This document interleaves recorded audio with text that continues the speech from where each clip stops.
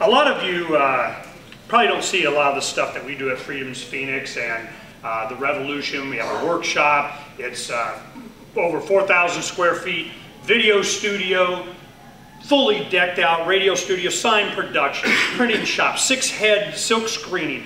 We have DVD duplicators. We do 300 to 500 DVDs an hour. These DVD packets that you're seeing here, we go to these tea parties and give them out. When Wayne was speaking in Searchlight, we distributed 7,000 of these. See, these guys, they love the Obama deception. Yeah, hate Obama. Then they see that it's Obama and Bush, same thing.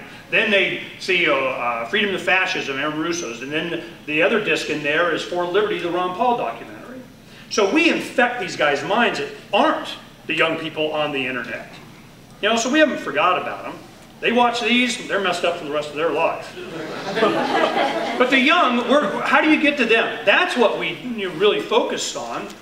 This sign here, you say, where is the love? Okay? That logo, the question mark, is from a song from the Black Eyed Peas. Where is the love? Where is the love? A lot of the younger people know that song.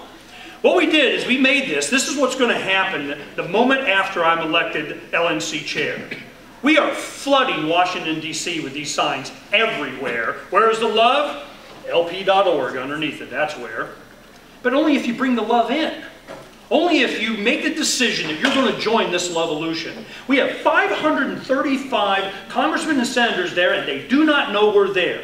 And you said the luxury accommodations, you know, in the Watergate, I was there a couple months ago. Ain't nothing luxury about it. Okay? Vacant all the way around it. It's the biggest hole there ever was. Watergate, no less. $10,000 a month? Please. I understand what's coming. And the youth will be involved. You just got to inspire them by being the tip of the spear instead of trying to shove them out in front of it for you and have them doing everything. They need you to blaze the trail. That's what the revolution did. We blazed the trail. We made it okay to be activists, okay to challenge the man, okay to be on the street, okay to put a banner up on chain link without getting a permit from the man to give the finger to the man.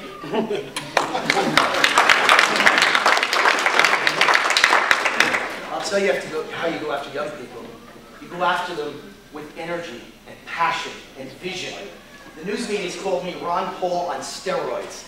And young people love energy. Ladies and gentlemen, 25 years from now, I'll still be younger than Ron Paul is today. That's the key to the Libertarian Party, putting people in front of them who have energy and passion. And telling funny stories, you gotta make it fun. We're too serious up here. You don't want to tell America it's going under. You want to give examples that are fun. You know what I would tell young people? You know what the difference is between Vegas and Washington, D.C.? In Vegas, the drunks gamble with their own money. You know what I would tell young people? That in Nevada we have legal prostitution, but at least we're honest about it. In D.C. they also have legal prostitution. They just call their prostitutes by a fancy name. Senator. You know what I would tell young people? That if you want to stop all the political corruption, we have to have term limits. That we need to limit our politicians to 2 terms of office. 1 term in office, 1 term in prison. Those are the kind of things that make the point. So here's what I'm really trying to say. How many of you know the most popular fish, it's all about marketing, in the history of the restaurant business was called Chilean sea bass? Do you know what the most unsuccessful fish ever was called? Grouper. Do you know they're the same fish?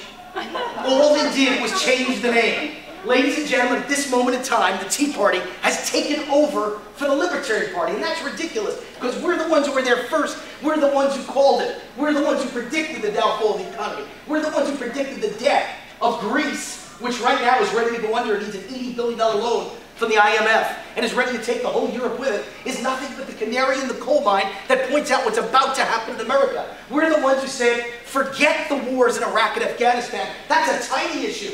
You know what the big issue is? The war between government employee unions and the private sector. Dave talked about it when it comes to general unions, but he didn't even touch on government employee unions and the graft and the corruption and the pensions and the $240,000 pensions for retired government workers. Those are the issues that win for the LP.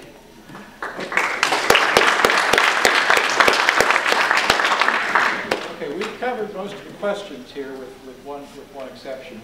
It's about 9 o'clock, so I thought we'd make this the last question, and we have 5 minutes apiece for our candidates to say anything they want to. After the question. And I don't know, to me, Wayne, in answer to your question about the rebuttal, I know it's a natural thing to do, but to me, we really don't care about what you guys are fighting with, because 3 of you are just going to be gone, so the fight's going to end, and we're going to end it when these guys go and vote in St. Louis. So we really care what you plan to do. So that's the reason we didn't do rebuttals. But you're free to do whatever you want to, as long as it doesn't get physical to the next. However, we're going to have one last question, and let's start with John, and John will go to your left after you answer this. And this is a quantitative rather than feel-good qualitative one. The questioner asks, what measurable goals would you have in office, and what will they be? That's simple. I think the one measurable goal that I would kind of set for myself, and it doesn't really matter whether I'm the national chair or not, that I set for what we're trying to do is that we have a county chair in every county in the United States. Of course, there's some states in Massachusetts that don't have counties, so we have the equivalent of that in every state in the United States. Because I believe that the county chair is where the rubber meets the road. That's the real guy. I think Wayne told me the other day that I was like a soldier trying to be a general. He also said, but he told me the other day I was a soldier trying to be a general. And I would much prefer to be a soldier who fights and gets things done than a general who sits back and really doesn't. Because that's what we're doing, we're actually getting things done. And so I would, I think the main thing is to get, that would be one of my goals, is to get a county chair in every county in the United States. And I would not stop focusing on this website idea, because we've all agreed. I don't see anyone that disagrees with it. It's so funny, everywhere we go, everyone says, yes, that's absolutely what we need to do. I don't know why we're waiting. Why are we not all beating down the door, you know, to William Redpath and saying, let's do this? Why aren't we all talking to the LNC right now saying this needs to be done now? Why are we debating it? Why am I sitting there saying if I'm elected, I'll do it? When everybody I meet across this nation, you know, when we go to Colorado or wherever, it's all, oh, that's an excellent idea. That's the most excellent idea I've ever heard of. Well, you're right.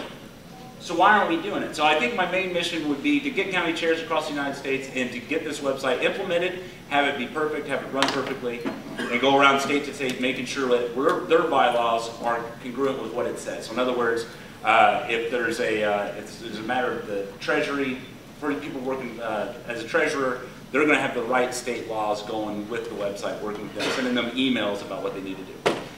So, thank you.